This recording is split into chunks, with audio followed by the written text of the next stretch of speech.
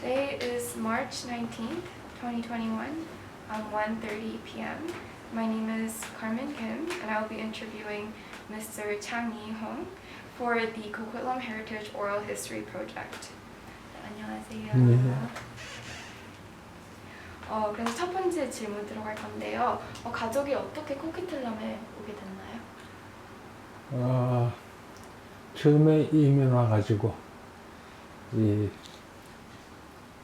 토론토로 가려고 그랬었는데 토론토에는 우리 두 누이와 여동생이 있어요. 근데 코키틀럼에 오게 된 동기는 처음에 와서 일단 이 이스트에 내가 처음 갔을 때 대화가 좋지가 않았어요. 거기 있는 분들이 나보다 오래전에 이민을 왔는데 그분들은 그 당시 대한민국이 굉장히 힘들 때 돈이 없을 때 그분들은 몇백 불씩 가지고 이민을 오신 분이기 때문에 거기서 한번 충돌을 했어 내가. 그리고 나는 정부에서 가도 좋다고 그래서 오는 사람이니까 서로 부딪혀본 경험이 있어서 그래서 밴쿠버로 코키틀럼을 자리를 갖게 됐어요. 다음 질문으로 넘어갈게요. 어렸을 적 거주하셨던 집 혹시 기억나세요? 잘 안 들려요. 어렸을 적 거주하셨던 집 혹시 기억나세요? 한국에 있던 집? 지금도 그대로 있어요. 아, 그래요? 네, 명동 입구에. 명동 입구에. 구조가 어떻게 되었었나요? 혹시 그거는 일본 집인데 네. 2층 집이고, 그리고 그 당시 일제시대 때는 청사진 지적도 건축을 할 때 필요한 도면을 만드는 집이었기 때문에 측량하고 또 지도를 팔고 그 다음에 건축 설계 도면을 복사해 주는 그게 우리 아버님 직업이었기 때문에 그 일본이 철수하고 6.25가 났는데도 집이 그대로 안에 공장의 기계도 그대로 그래서 우리가 다시 서울에 와서 사업을 할 수 있었고 대한민국이 빨리 성장할 수 있는 것도 건설회사의 청사진을 우리 집에서 찍어줬기 때문에 혹시 전기 또는 배관, 전화기 같은 게 다 연결되었었나요 그때? 전기 그 사람들이 그 당시는 이제 훔쳐가려고 기계를 이북으로 가져가려고 뜯었는데 전기선이 파이프로 배관이 돼 있으니까 이거를 쭉 뜯다 보니까 이게 길거든. 그러니까 그 뜯어가는 사람들이 지식이 짧았기 때문에 그냥 두고 간 거예요. 그래서 땅만 파놨지 모든 게 그대로 있었어요. 어렸을 적 집에 있었던 특별한 기억에 남는 물건들이 혹시 있으세요? 집에 어렸을 때는 당시로는 수세식 변기, 목욕탕 이런 게 우리나라에 없었어. 그러나 우리 집은 그게 다 구비되어 있었기 때문에 그래서 참 편안하게 있다가 6.25가 나서 전쟁이 나서 이제 피난을 가면서 그 화장실 문화를 이제 그때 보게 되는 거지. 시골에. 그러니까 참 이렇게 사는구나 하는 걸 그때 알았어. 윤영이 생애 최초의 기억이 뭔가요? 생애 최초의 기억. 네? 윤영기 생애 최초의 기억. 내 생일? 네, 아니 생애 최초의 기억. 생애 최초의 기억이라는 거는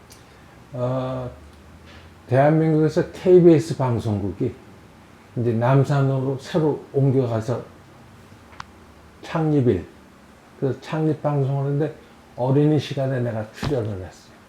그래서 그때가 내가 남산에 가서 방송에 그 출연을 해서 마이크 앞에 서봤던 기억이 나요. 유년 시절 즐겨 했던 추억의 게임이나 놀이 같은 게 있나요? 게임이나 노래는 이제 우리 말타기 엎드려서 놓고 말 타는 거고 노래 중에서 이제 하는 거는 나는 지금도 좋아하는 게 언체인 멜로디 서양 노래를 참 내가 좋아하는 것 같아 듣기를. 가장 좋아했던, 뭐 어렸을 때 가장 좋아했던 장난감이 있었나요? 기억나세요? 어렸을 때 가장 좋아했던 장난감은 연날리기. 이렇게 해서 바람에 연날리는 거니까. 그래서 지금도 이따 그러면 우리 손자들 데리고 어디 바닷가에 놀러 가면 연을 띄워주지. 그래서 그런 재미가 있었어요. 그때는 연을 직접 만들어서 날리셨어요? 직접 만들어서 했어요. 뭐 어린 시절 심심할 때 친구와 함께 했던 취미나 뭐 활동이 있었나요? 영화를 보든지 바다 보러 가든지. 어려서 했던 것 중에서는 이제 그 학교에 그렇게 뭐 뚜렷한 건 없지만은 이제 그 청소, 운동장 이런 거를 친구들하고 같이 집기. 그래서 그런 걸 지금도 가끔 해요. 그거를 즐겨 했어요? 네. 그러니까 우리가 보면은 인간은 태어날 때 다 복을 가지고 태어났어. 근데 각자 자기들 모르게 담배 피면서 담배 버리고, 종이 버리고, 휴지 버리고, 그거를 나는 복을 버린다고 생각하는 거야. 그래서 자기가 다 복을 버리니까 늙어서는 가진 게 없지.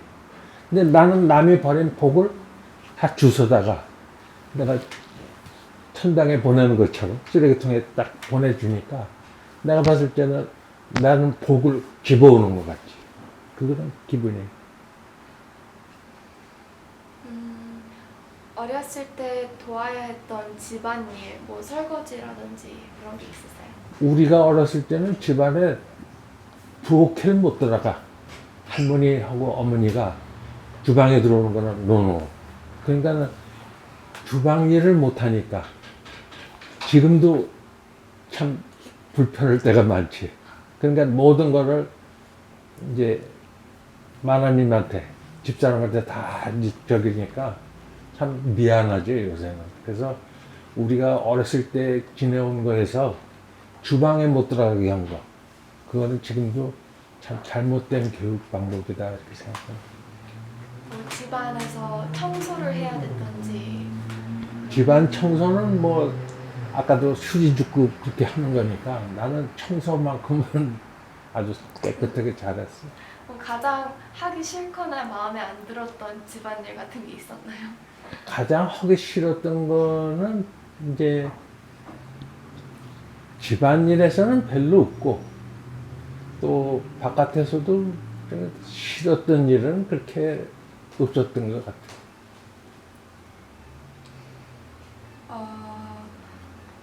뭐 부모님께서 용돈을 주셨나요? 우리 집은 좀 그래도 부자였기 때문에 용돈은 충분히 주셨고, 그 다음에 이제 그 군대 생활할 때, 군대에서 소위 말하면 물건을 갖다 파는 거, 도둑질 하는 게 많아요.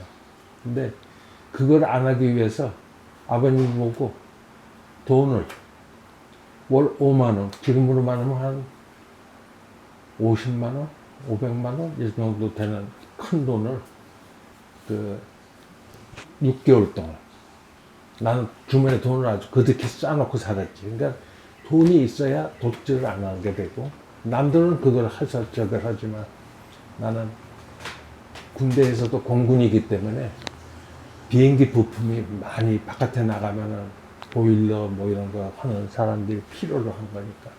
그래서 도둑질을, 나는 지금도 도둑질하고 거짓말은 안 하고 살아요. 그런 용돈을 받았을 때 나이가 어떻게 되셨어요?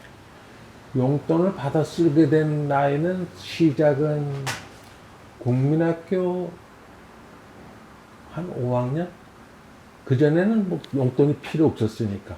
그렇게 해서 5학년 되니까 이제 친구도 새기고 뭐 또 같이 사먹고 그러니까, 그래서 이제 용돈이 필요하고, 그때는 할아버지가 살아 계셨으니까 할아버지가 용돈을 또 주시고, 그래서 할아버지 담배 심부름, 담배를 저 동대문 시장에 가서 사오는 거예요. 그 다리 위에 양담배 까서 파는 거, 꽁초. 그럼 그게 담배 질이 좋아요. 그러니까 그거를 이제 청계천을 통해서 걸어가는 거지. 을지로 사가까지. 여기 동대문까지. 그렇게 해서 사가지고 오면은 할아버님이 용돈을 주시고 또 그 동대문 시장에는 우리 작은 아버님이 호목상을 했는데 거기 가면 이제 할아버지 담배 사러 왔습니다. 그러면 또 삼촌이 할아버지 담배 많이 사다 드리라고 또 주지. 그러면 그거 가서 할아버지 삼촌이 줬는데요. 그러면 그건 네 거야. 내 거 아니야. 그래서 돈 많이 벌었어요. 그럼 그때 돈을 벌었을 때 저금통에 모아두셨어요? 아니면 바로바로 쓰셨어요? 저금통에 모았지요. 그래서 그 모은 돈이 이제 중학교 가고 이렇게 할 적에 참 기묘하게 이제 남들은 못하지만 나는 자전거도 그 당시에 사고 그걸로. 그런데 이제 재미있는 얘기로 시판을 내고 사탕 2알을 샀어요. 그게 1원어치야. 근데 9원을 받았는데 할머니가 나한테 거실러 주는데 도로 10판을 준 거야. 그러니까 사탕 2개 공짜로 생겼죠. 그러니까 신나서 할아버지 이제 복덕방 하시니까 할아버지한테 가서 할아버지 사탕 2개가 공짜로 생겼다. 거기 맛있다. 그러니까 할아버지가 갖다 드려라. 그분 몰라요. 그래도 갖다 드려.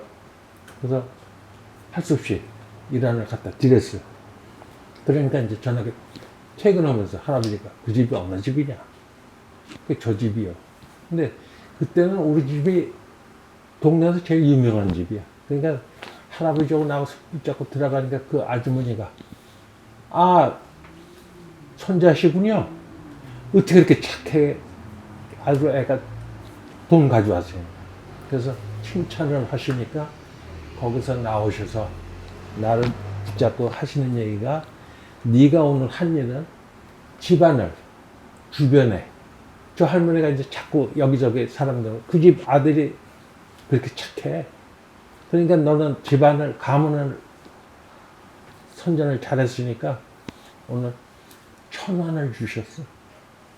그래서 그렇게 그 때마다 돈이 생기는 게 그런 게 있어요.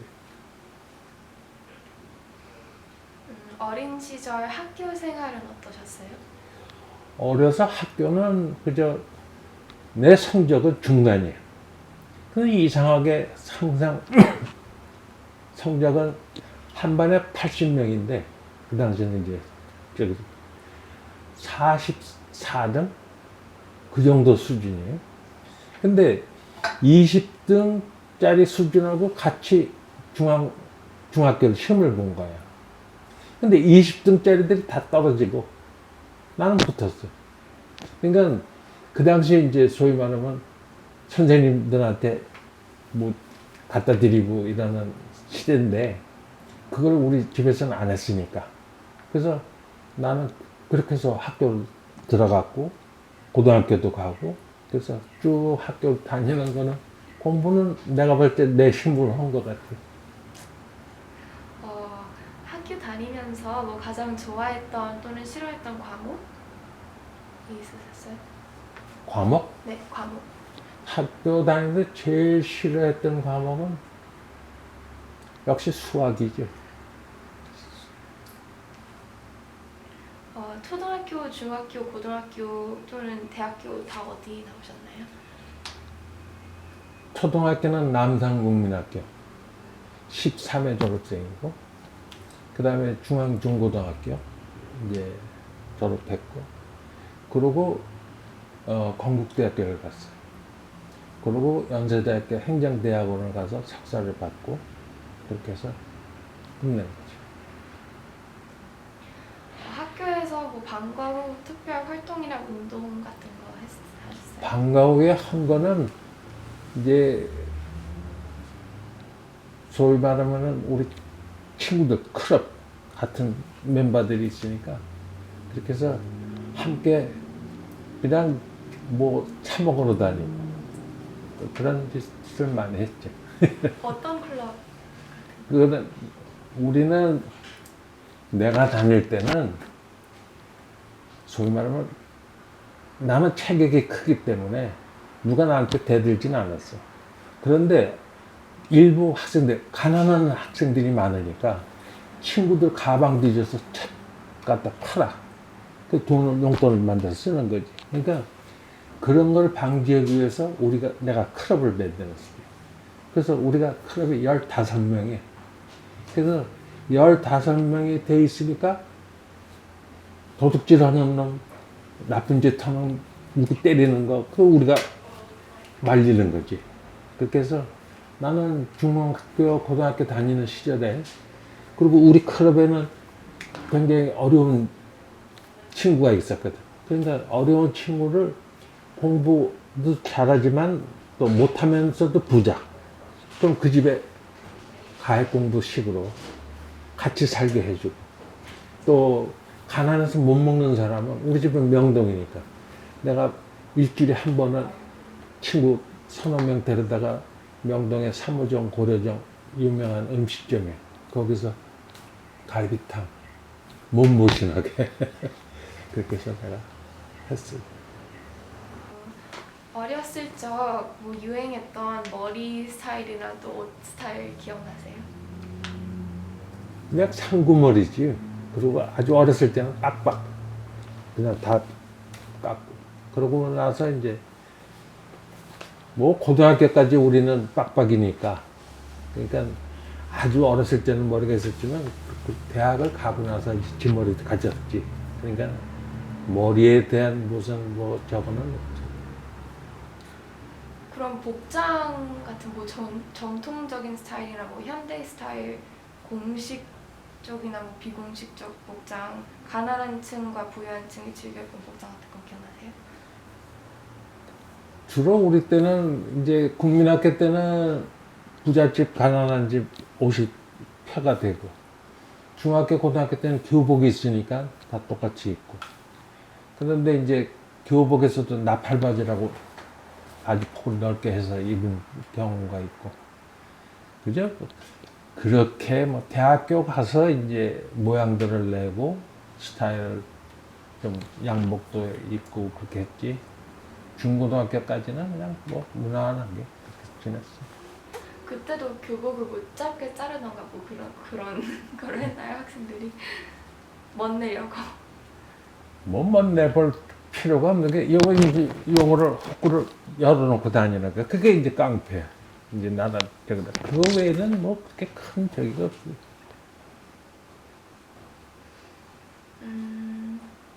또 뭐 어렸을 적 즐겨 듣던 음악이나 노래. 아까 그 얘기를 해드려야 되나? 다시 하시면 어려서는 뭐 제일 많이 들었던 노래는 이제 그 당시 유행가 백나나 씨라고 가수가 있는데, 그 백나나 가수가 우리 뒷집에 살았어요. 그분이 부른 노래가 찔레꽃.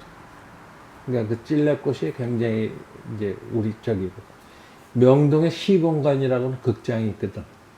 그러니까 명동 입구에 사니까 그 시공간 극장에 자주 가게 되니까, 그 당시는 임춘행 악단, 또 여기 고복수 씨, 뭐 아주 오래된 가수들이 그 동네 백나나 집에 와서 모여가지고 가서 공연을 했으니까, 그래서 어려서 가수들 그냥 그 옛날 노래 그런 게 주로 내가 듣던 얘기예요.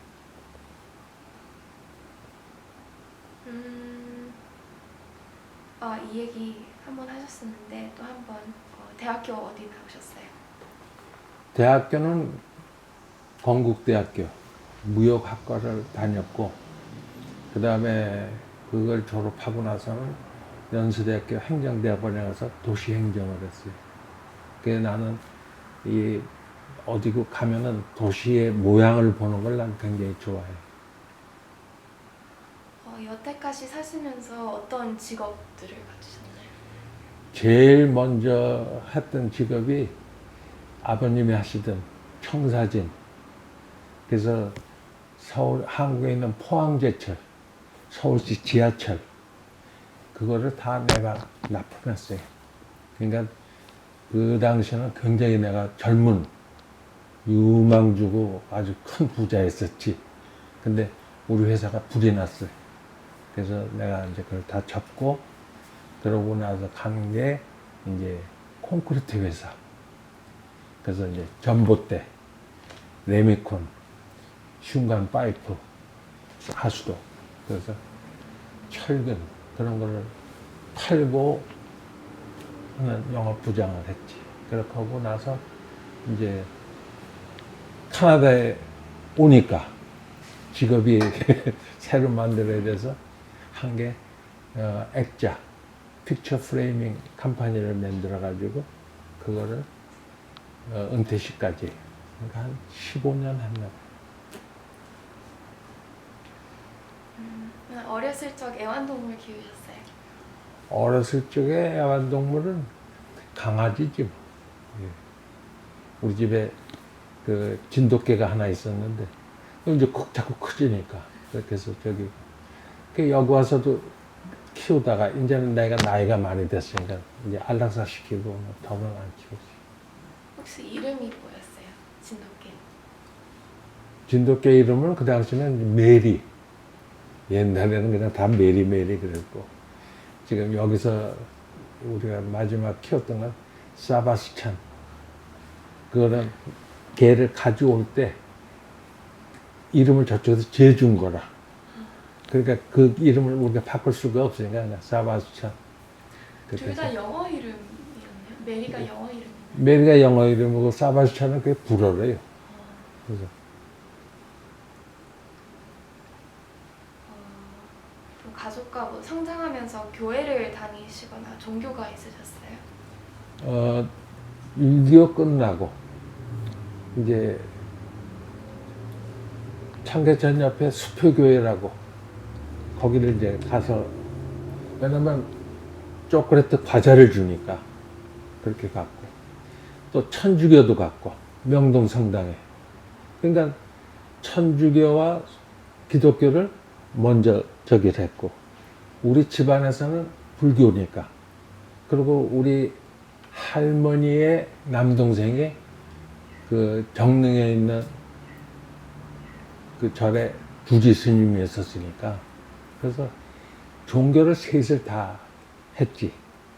그리고 이민을 이제 그렇게 하다가 불교 신자가 됐다가 여기 이민 와가지고는 기독교 신자가 이제 뭐 정보를 알아야 되니까 그래서 이제 기독교 신자가 됐는데 우리 딸 셋하고 가족이 교회 다 다녀보고 그러고 나서 가족회의를 우리 집은 가족회의를 잘해요.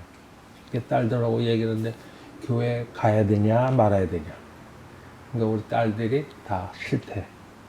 자기들 영어 못한다고 목사 아들이 놀렸다 이거지. 그러면 끝이다. 그래서 우리는 교회를 그래서 이제 스톱을 한 거예요. 그때는 목사님이 우리 집에 이제 신방을 오셔가지고 왜 안 오느냐. 그래서 나는 하나님께 허락 받았습니다. 그래서 어떻게 허락을 받았냐. 내가 교회에서 앉아 있으니까 예수님께서 나보고 철든 양은 나가라. 가도 좋다. 어린 양은 내버려둬라. 그래서 저는 알겠습니다. 그러고 나왔습니다. 그래서 그게 이제 끝이야. 그러니까 우리 딸들도 지금은 교회를 안 다니지만 근데 딸들이 11조를 놔야 돼. 그러니까 교회에서 배운 거 11조는 엄마 아버지한테 하고 그러니까 첫 월급 받아서부터 했으니까 지금 시집 가서도 해. 그러니까 지금 나의 생활이라는 건 굉장히 윤택하죠. 그렇게 해서 그 기독교에 고마운 거는 우리 딸들이 11조를 해주니까 그렇게.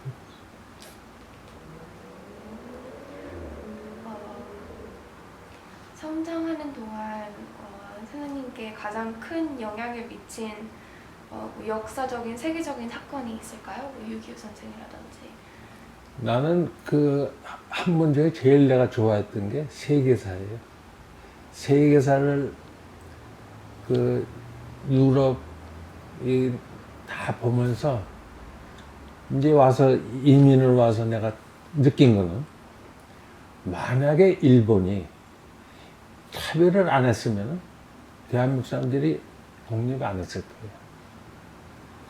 경성제대하고 도쿄 동경제대 제국대학하고 차등을 주니까 경성제대 출신들이 줏대가 난 거지. 근데 그런 거를 보는 게 뭐냐면 내가 카나다에 와서 보면은 카나다에 이민 와서 보니까 멕시코, 미국, 카나다. 그러면 카나다 인디언이 제일 잘 살아. 그 다음에 미국 인디언이. 그 다음에 멕시코 인디언이. 근데 더 남미로 내려가면은 더 못 살아. 그거는 뭐냐면 스페인 식민지야. 그러니까 영국의 식민지는 좀 내가 봤을 때 특이하게 지금 카나다에서 의사 면허증 가지고 호주를 가도 되고 인도를 가도 되고 영국에 가도 되고 그게 다 인정받잖아. 그러니까는 영국 사람의 식민지법이 조금 순도가 좀 높았고 그 다음에 저기 바이킹 네덜란드 이쪽 사람들은 쳐들어가서 훔쳐가지고 오면 그만이니까 항상 자기 자리로 돌아온 사람들이야. 그러니까는 바이킹 스타일, 영국 스타일, 일본 스타일 이렇게 보니까 일본이 실수를 했구나. 자기들이 클 수 있는 건데. 그래서 그런 면에서 보면은 이 나라별로 식민지 유지하는 법이 참 다르구나.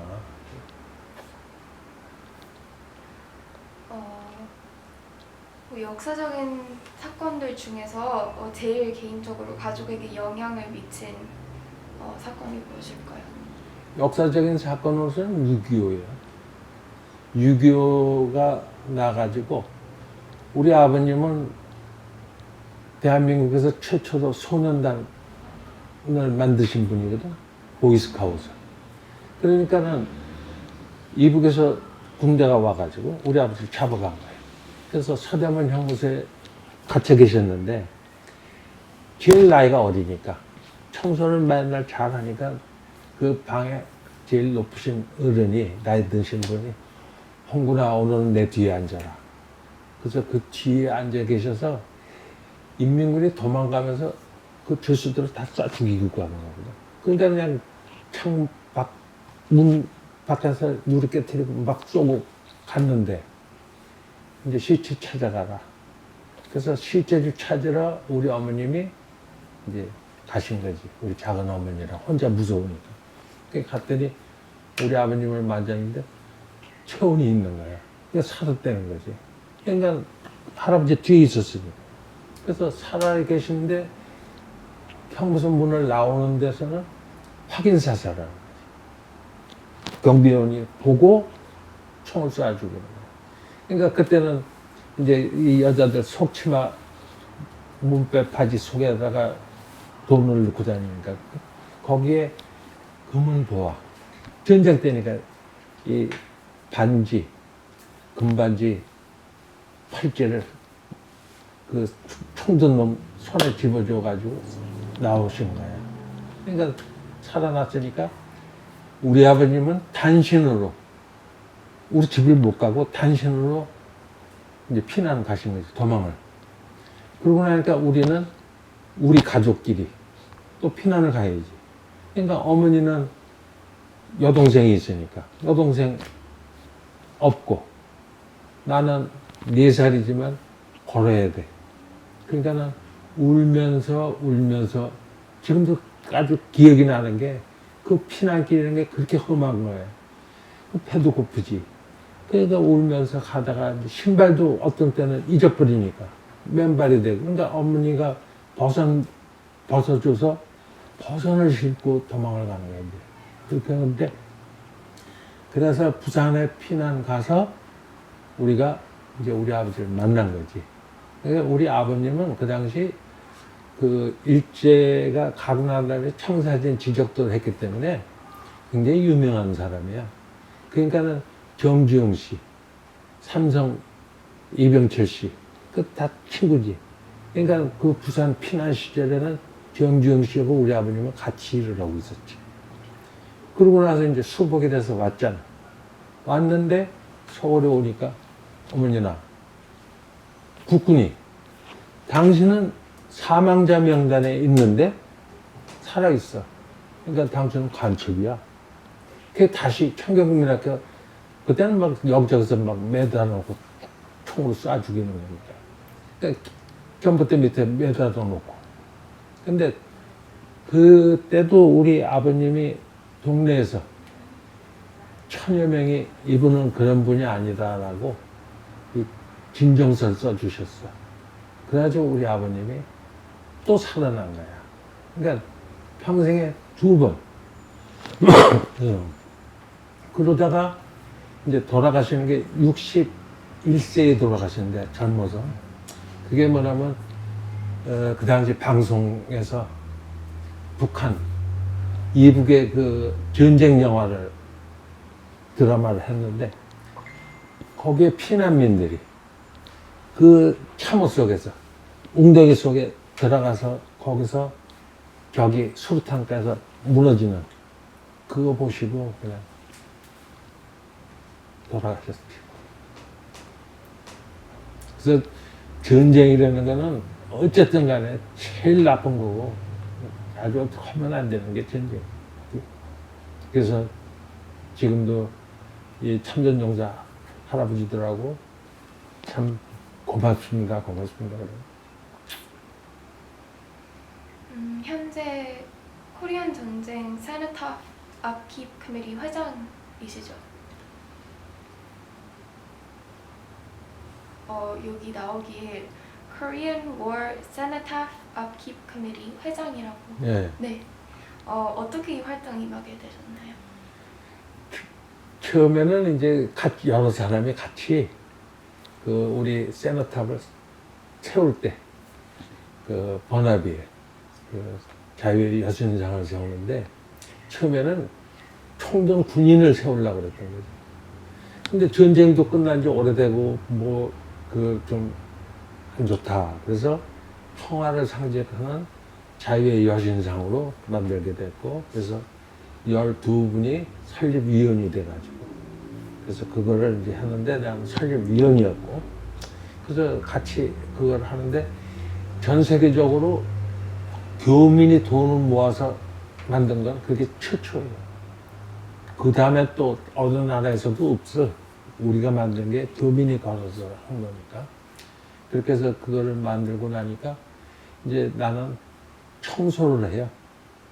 그래서 그 한 달에 한두 번 우리 딸네 집을 가거나 내가 방문을 해서 청소를 하는 그게 보존을 하려니까 그래서 세너탑 보존위원회라는 걸 만들어서 지금 그거를 하는데 청소하는 게 주 업무고 뭐 지금 이제 행사 때마다 사진 전시 또 깃발 꽂는 거 그래서 카나다 국기 또 태극기 그래서 10개씩은 항상 20개가 가서 꽂히는 거니까 그렇게 해서 지금도 열심히 그거는 하고 있는 거예요. 여기 코키틀람 지역 군단 리전의 멤버세요? 리전 군단? 군단이 맞나? 리전은 지금 메이프리지에 있는 유닛 88 거기에 내가 좀 멤버로 돼 있고 코키틀람에 있는 멤버에는 그 한국전 참전 용사분이 딱 한 분만 계시. 그래서 거기는 방문은 할 수 있지만 그래서 저기 지금 그냥 메이프리지에 적을 두고 있는 거지. 멤버로서 뭐 하는 뭐 활동 같은 게 있나요? 멤버로서는 멤버비를 내고 그 다음에 이제 그 큰 뭐 저기는 없고 지금 그 88 유닛에는 유닛 69 코리아 워 베테런스 단체가 그 안에 있거든.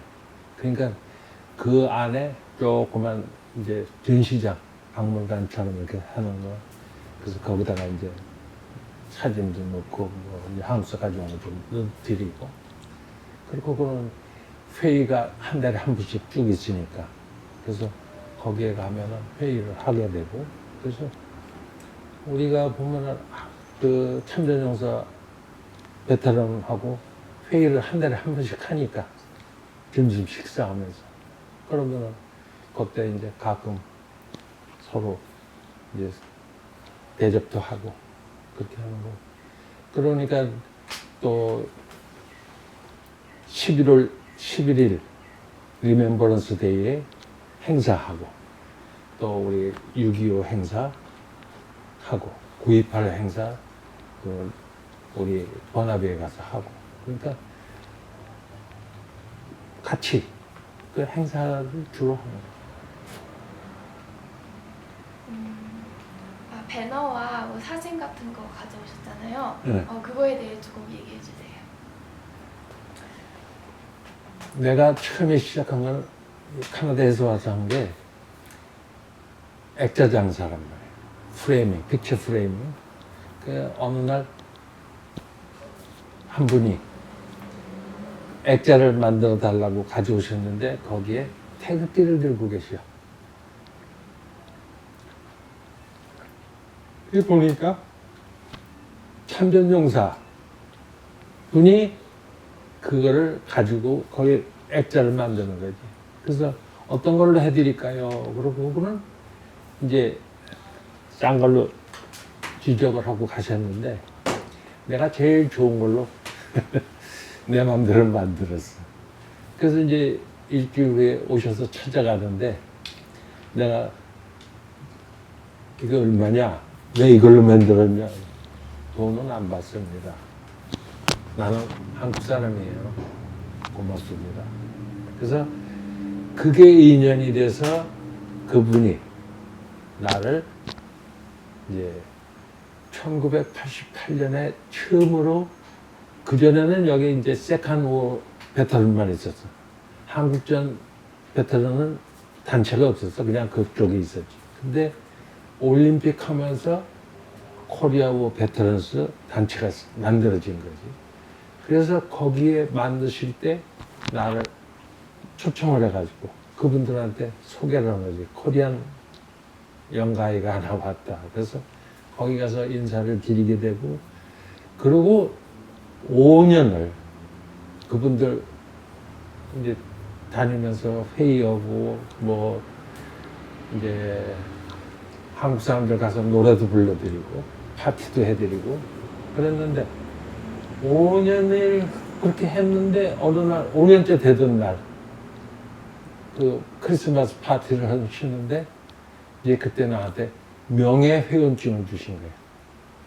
그러니까 내가 굉장히 이제 감격했지. 그래서 명예회원이 됐으니까 계속 그 단체하고 회의를 하고 만나고 그러다 보니까는 이제는 뛸 수가 없이 그래서 그 할아버지들하고 만났는데 뭔가는 해야 되겠고 그래서 자유의 우리 여신상 만들어서 준공식 때 사진을 6.25 때 뭐 기억을 해야 될까. 그러니까 지금 그 사진 한 장씩 되어 있는 걸 가지고 쭉 매달아서 그 행사를 준공식에 한 거고. 그 다음번에는 그렇게 해가지고는 안 되겠다. 그게 기공식 때 참 그렇겠고. 준공식에는 지금 배너를 만들어가지고 걸어야 되겠다. 그래서 이 전국에 계신 참전용사분들이 사진을 보내주셨어. 그럼 나는 그걸 다 복사하고 돌려드리고 그걸 배너를 만들어서 그게 이제 시작이 된 거지. 근데 그 배너를 만들 때부터 모든 게 나 개인 혼자 한 거예요. 다른 사람은 뭐 거둬서 한 게 아니고 내 개인 스스로 그렇게 해서 그렇게 다 하고 나니까 지금은 만들었으니까 가서 걸기만 하면 되죠. 옛날에 처음 만들 때는 힘이 들었지만 이제는 걸기만 하면 되니까 그렇게 해서 이제 태극기도 모아놓고 하나다 국기도 모아놓고 그러니까는 자꾸 일을 하다 보니까 태극기하고 카나다 국기의 사이즈가 다르다는 것도 이제 배우게 된 거고. 그래서 유러피안 사이즈가 태극기를 만드는 거고. 카나다하고 미국 국기는 길잖아. 이게 북미주 스타일이에요.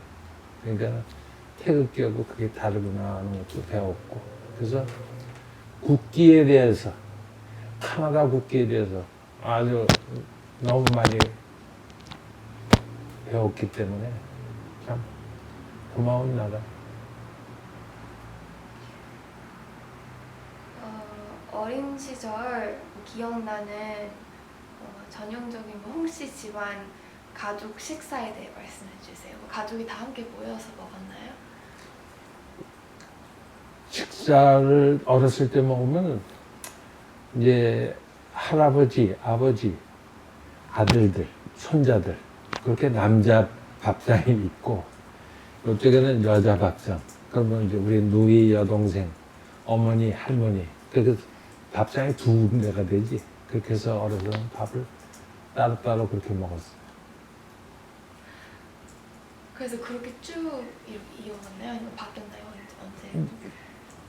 이제 내가 커서는 이제 할머니, 할아버지 돌아가시고부터는 가족이 같이 먹었지. 그러니까 할머니, 할아버지 계실 때는 그게 전통이니까. 그렇게 해서 저기로. 누가 요리를 맡았나요? 또 가장 좋아하셨던 음식이 있으세요? 누가 요리를 맡았나요? 요리는 어머니가 해주고.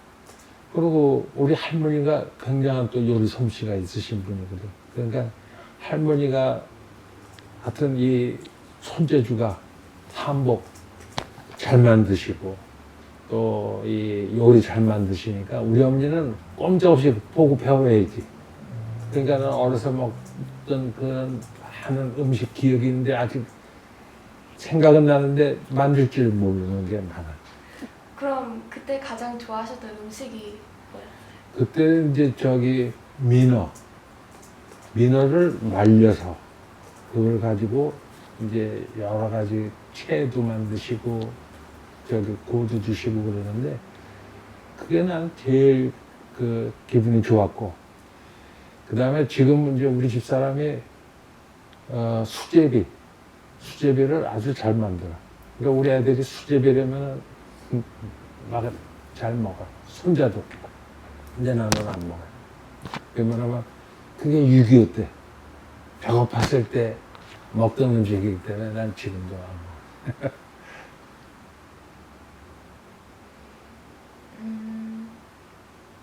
어떤 휴일, 뭐 생일이나 크리스마스 등등 뭐 가족이 함께 모여 축하했나요? 뭐 특별한 가족 전통이나 뭐 이런 게 혹시 있나요? 제일 큰 전통은 이제 할아버지 제사다. 그러면 작은아버지 뭐 다 오시지. 그러니까 조카들, 우리 친구, 그러니까 사촌들도. 그러니까 굉장히 큰 패밀리가 되는 거고. 그러니까 옛날에 우리 집에서는 집도 크니까 그러면 한 번에 오시면 한 4, 50명 되지. 가족이.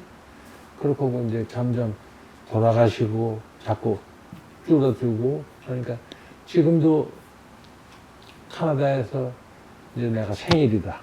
그러면 우리 딸이 밴쿠버에 사니까 애들 데리고 오지. 그리고 지금 이제 우리 장모님, 장인어른 제사를 우리 집사람이 지내. 그러니까 나는 다 이제 여기를 해주고 그래서 지금은 단 둘이 행사를 치르고 이제는 요새는 코로나 바이러스 때문에 못 오니까 그러니까 인터넷으로 얼굴 보고 상 보여주고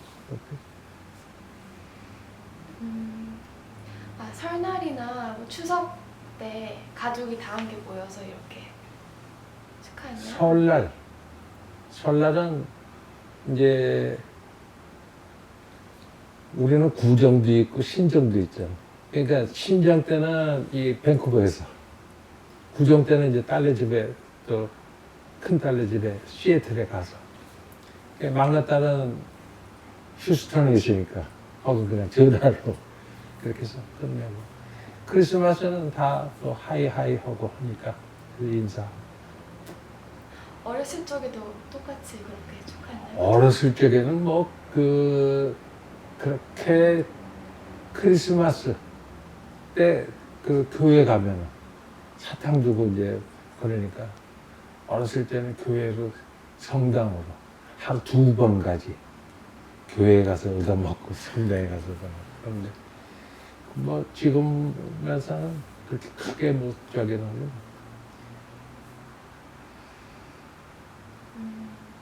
지금 현대 세상이 어렸을 적 세상과 어떻게 바뀌었어요? 지금 어려서 세상은 우리가 자동차도 없었지만 모든 인구도 즐겁고 그러니까 욕심들이 그렇게 많지 않았던 것 같아요. 그리고 지금은 이제 보니까 인구도 늘어났지. 사람의 숫자가 늘어나고 자동차가 되니까 속도가 일어나니까 경쟁이 생기고 그러니까 경쟁이 생기다 보니까 지금 나는 도시 행정을 했기 때문에 하나의 도시가 성장하고 발전하면서 뿜어내는 그 매연 또 쓰레기 이게 가장 큰 우리의 숙제거든. 그러니까 지금 중국이 개발이 되어서 발전하니까 황사 플러스 미세먼지가 오잖아. 이게 다 중국에서 오는 거예요. 그러면 한국에서 지금 우리가 디젤 차를 타니까 미세먼지가 나온다. 그거는 그렇게 많은 게 아니에요. 중국에 워낙에 인구가 많고 생산되는 게 공장에서 거기는 집진기가 없어. 그냥 떼지. 그러니까 지금 우리 어렸을 때 인간은 지었기도 하지만 많이 뻗지지가 않아서 자연을 많이 가지고 있었던 거예요. 지금은 많이 개발이 돼서 자연을 자꾸 허물어뜨리니까 북한 같은 데는 아무 없어요. 그러니까 중국도 내가 가봤지만 너무 이제는 인구들이 사람이 사람을 이제는 참 어쩔 수 없어. 너무 많아. 그러니까 지금은 앞으로 우리 저 손자들 때에는 애기들 안 낳는 사람들이 있어서 인구가 준다 그러니까 좀 그런 희망을 가져보지만 진짜 요새 많은 부자들은 인구 줄이려고 아주 지금 미국의 정치인들이 다 그렇게 하잖아. 그러니까 인구가 너무 많은 것도 큰 문제고 개척 개발이 과연 우리는 지구의 개발자의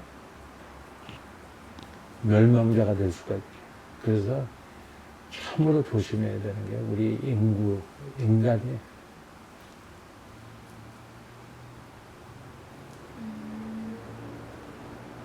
성이 홍씨 맞으시죠?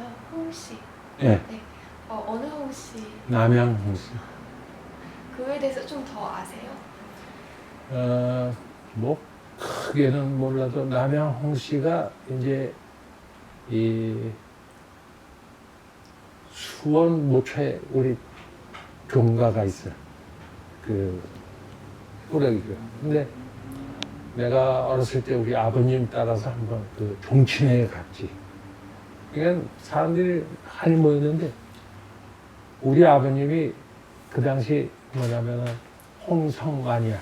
그 성자 돌림인데 성자 돌림은 표 그 위에 쭉 있는데 아직 맨 밑이니까 자리도 앉을 자리가 없어. 저 끝에 마당 끝에 거기 서 있는 거야. 그럼 나는 그 옆에 이제 또 밑이니까. 그래서 종친회라는 걸 가보니까 우리는 서열이 굉장히 이제 늦지. 근데 요새 와서 내가 생각해보니까 서열이 늦은 거는 아주 그게 종갓집이야. 왜냐면 종갓집에서는 자식이 귀하거든. 차남, 뭐 서자 이런 쪽에서는 막 애들이 많았고. 그러니까 종갓집에서는 그러니까는 느린 거지. 빨리 대를 못 넘겨줘서. 그래서 우리가 봤을 때에는 내가 본 걸로는 아주 서열이 얕으니까 이 얕은 사람이 종가다.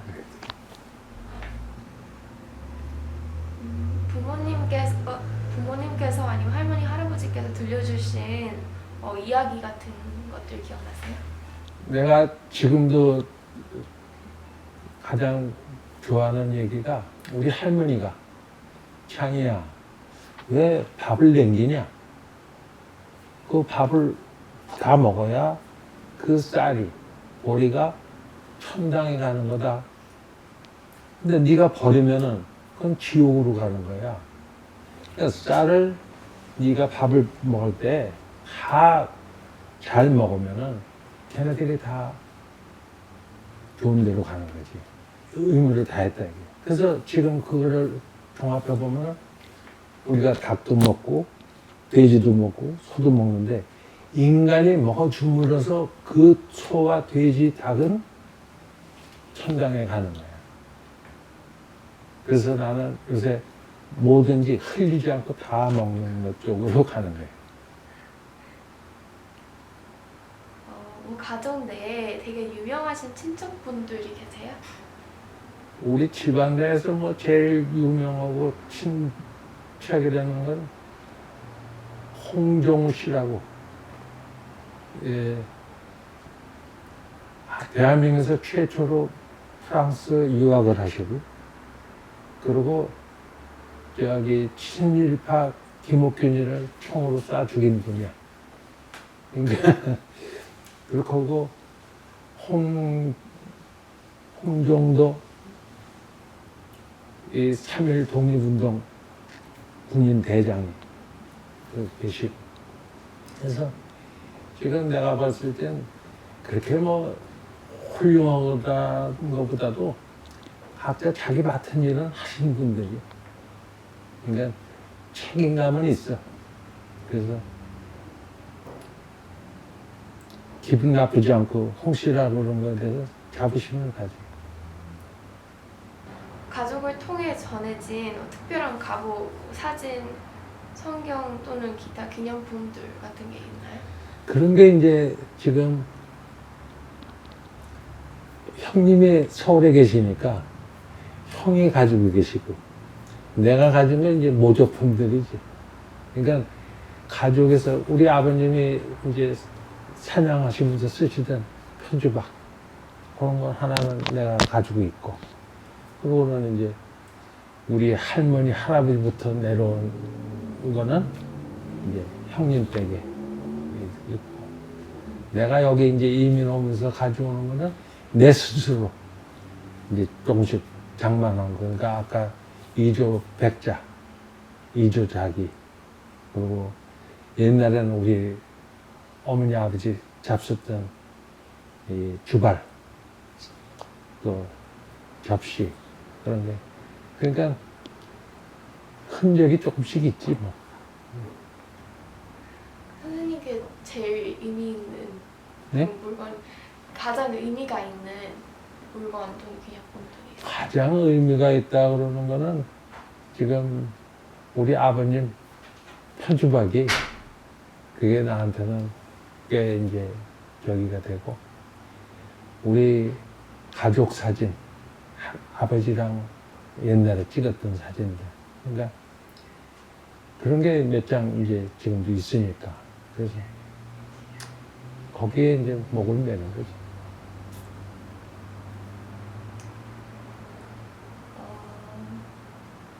가족과 함께 모여서 즐겨 하는 뭐 액티비티 같은 게 있나요? 가족과 함께 모여서 하는 거는 이제 이 손자들이 셋이 있는데 우리 딸들이 또 다 괜찮아. 그러니까 아이들을 이제 공부를 시키느라고 미국이나 카나다나 오면은 박물관에 그렇게 이제 견학을 시키지. 그러니까 애들 데리고 같이 나도 이제 저기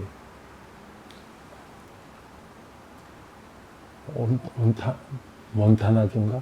거기에는 해양 박물관이 있어. 그러니까 그런 박물관에 가면은 3박 4일 손자들하고 거기 가서 연수 날리고. 그러니까 이제 다니면서 구경을 자꾸 그렇게 시켜주는 거지. 그래서 그런 재미로 살아. 그럼 어렸을 적에 가족과 함께 했던 어렸을 때 가족과 함께 한 거는 제일 길었던 게 그게 피난길이고, 그 나머지 길은 이제 우리 아버님, 어머님, 우리 같이 이제 하는 게, 그때는 그 한강에 스케이트 타러, 그러면은 전차 타고, 그래서 한강에 가면 한강이 꽁꽁 얼었으니까 그때 이제 스케이트 타고 그런 격이고, 그리고 이제 여름에는 뱃놀이, 한강 가면 또 배 타고 매운탕 사주시면 먹고 오는 거. 그래서 그거고, 어려서, 우리 시대에 어려서는 그렇게 학교 소풍 외에는 그렇게 많지가 않았어. 인터뷰 질문들은 다 끝났고요. 또 6.25 전쟁이나 뭐 다른 거에 대한 얘기하고 싶은 게 있나요? 지금 이제 하고 싶은 것보다도 나는 이제 나이가 다 됐잖아.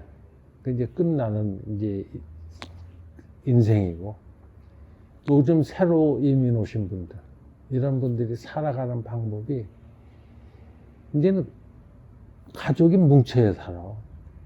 따로따로는 안 되는 거예요. 근데 우리가 보면은 우리 집에서, 우리 경우는 애들이 다 셋이 나가서 아르바이트해서 돈을 벌어. 그럼 다 그냥 엄마 아버지 통장에 넣었어. 그럼 우리 다 같이 한 돈이지. 그래 놓고 그 딸이 이제 대학 갔으니까 학자금 융자 받았지. 둘째 딸 융자 받았지. 셋째 딸 융자 받았잖아. 그러면 그때부터는 이제 졸업하고 나서 돈을 벌잖아. 그것도 다 집으로. 그래서 제일 먼저 갚는 게 이제 큰딸 학자금. 같이. 그러니까 두 번째는 둘째 딸 학자금. 엄마도 벌고 나도 벌고 다 벌어서 거기다 넣는 거죠. 그러니까 세 번째 또 그렇게 하고. 그러니까 뭐든지 빚 갚는 게 빨리 됐지. 서로가 다 같이 하니까. 그러니까는 합심도 되고 협력이 됐으니까, 그걸로 인해서 지금도 손자들 학교 가는 거 학자금 딸들이 주니까 그건 우리가 할아버지가 들어줄 수도 있잖아. 그러니까 손자들 학자금 다 해줬는데, 손자들 공부도 너무 잘하니까 이것들도 또 무상 학교 가게 생겼어요. 그러니까는 우리가 봤을 때 방법은, 삶에서 우리가 각자의 희망과 용기가 있지만 첫째 제일 중요한 거는 도리라 이거지. 아들의 도리, 부모의 도리. 도리를 다 하면은, 우리 어렸을 때 그냥, 지금은 내가 웃음의 소리로 하지만 도리도리 짝짝꿍이라고 그러잖아. 그러면 도리도리 짝짝꿍이 되더라 이거지. 내 도리를 다 하고. 그러니까 우리는 이제 서울 간다. 그러면 딸들이 돈을 준단 말이에요. 그러면 천불 줬어. 그럼 서울 가서 오는데 그 딸이 준 1,000불을 1,200불어치를 사다 주는 거야. 더 주지. 그러니까 지금도 우리 딸들이 돈을 집에 보내주면서 다 쓰세요, 다 쓰세요. 그래도 우리는 안 쓰지. 왜? 내 돈 있는데 내 돈도 쓰면 되는 거고. 그러니까 그렇게 해서 남이 도와준 거에 대한 감사 표시를 하니까, 이웃도 그렇고, 그러니까 그런 여유가 있으니까 지금 이런 사진 전시회나 뭐 이런 것도 자비로 내가 스스로 하는 힘이 되는 거고, 그렇게 해서 한 발 한 발 올라가니까 딸들은 딸들대로 성공했고, 우리 집사람대로 위대하잖아. 그럼 나는 나대로 또 사회적으로 올라가잖아. 그러니까 모든 사람들이 도리를 가져야 된다. 그냥 학교에 보내서 전교조한테 몇 개 가지고 애들 어떻게 돼? 학교에 가서 일진, 뭐 깡패 이런 건 안 된다. 항상 도리, 무슨 일이든 간에 도리껏 해라. 감사합니다. 예, 끝났어요. 고맙습니다. 감사합니다. 예.